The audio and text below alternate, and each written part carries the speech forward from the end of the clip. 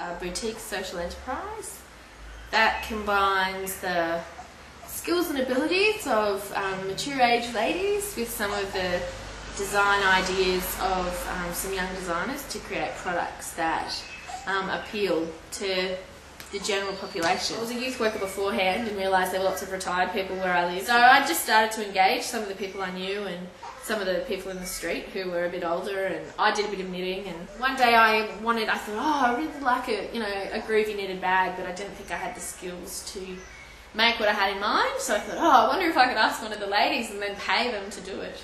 And I thought, oh, that's a really interesting idea. I wonder how many great ideas people have around some crafting stuff that they don't have the skills for, and then here are these women who have these amazing skills. So, well, in terms of business structure, we are a not-for-profit company limited by guarantee. Essentially, the business is a service station that sells farm and produce, farm goods, produce, hardware and fuel products to the academic community. It's a public, unlisted public company that has come to this junction. 50% of profits go directly back to shareholders at the end of the year, and the other 50% go to community initiative projects. So the motivation was the old service station in town was 2 pumps on the site on the footpath. It had staggered for last 5 or 6 years that I was aware of. Then one day a sign appeared in the window saying they're going to close down in 2 weeks or 10 days or something. So there were 7 of us who got together and said, okay, this is no good for the town. Obviously once the fuel goes, everybody else loses as well. If you have to leave town to get fuel, then we're going to lose big time. So we kicked in $1,000 each and took over running the old site so as to ensure continuity of fuel supply in the town, and in the meantime come up with a plan. Our mission statement focuses around 4 key goals: employment and pathways to employment, education and pathways to higher education or further education, community engagement and social inclusion. So that's our mission really, focusing on young people in particular who've dropped out of mainstream schooling and are unemployed, lacking a lot of social connection and support, and who've experienced being a refugee. So our main business is retail, so clothing production and retail. We also have this little cafe here out the back, which is really just to facilitate bringing the community in. We're a not-for-profit incorporated association.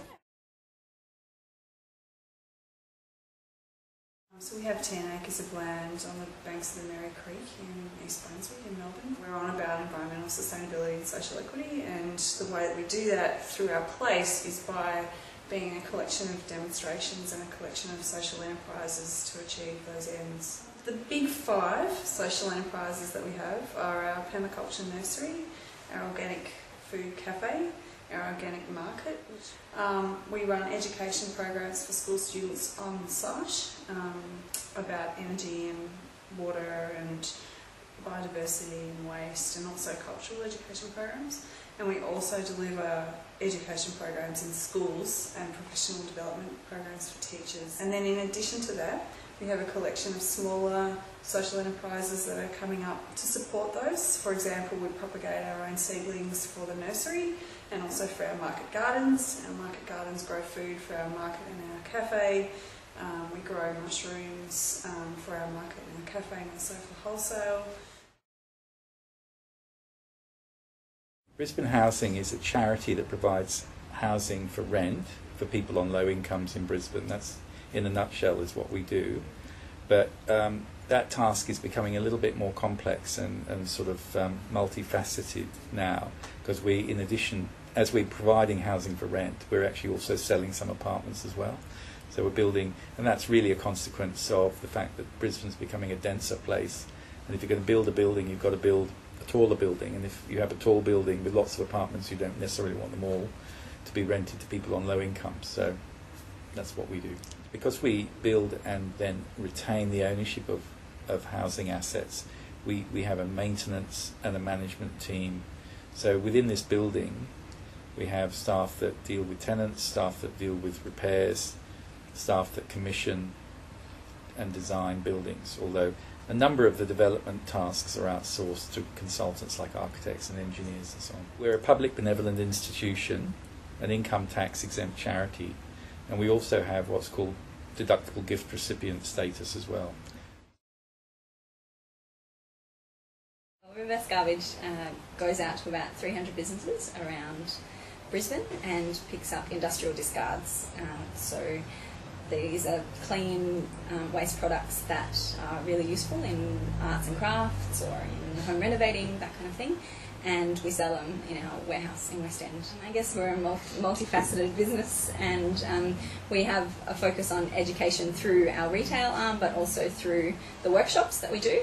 And so we go out to schools and we run workshops using the materials that we collect with the kids and talk to them about reuse. That's a pretty successful part of our business, and we go out almost every day to a different school around Brisbane. Well, the gift shop is basically a dedicated retail outlet for local artists and craftspeople who work with salvage materials.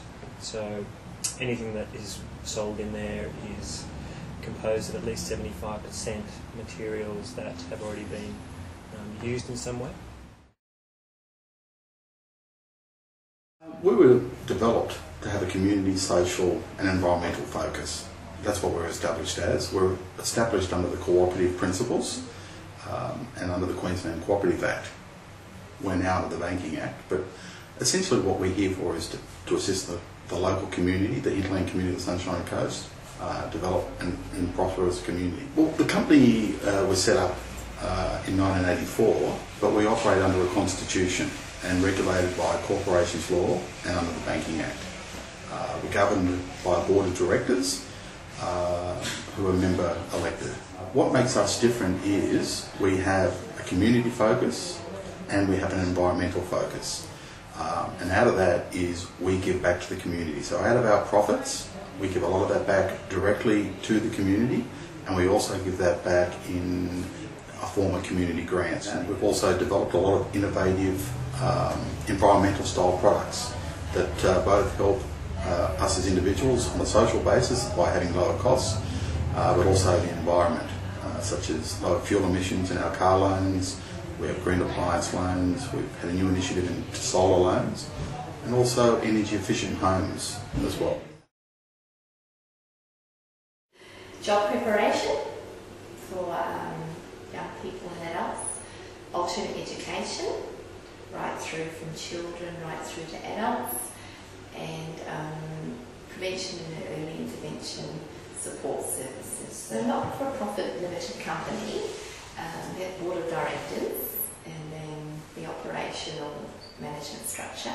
We also have a trust that's Spot On Homes, training at Spot On Homes, and our other social enterprises are probably sit under the trust. We have The Rock, adventure specialists. They do indoor climbing. They also do outdoor adventure experiences. We have Mainstay Media that does recording and also does graphic design. And then our last, I shouldn't say last because you never say never here, but it's Spot On Homes, and that's a home construction company. So we build and sell homes. I'd say that we're an organisation that does whatever it takes.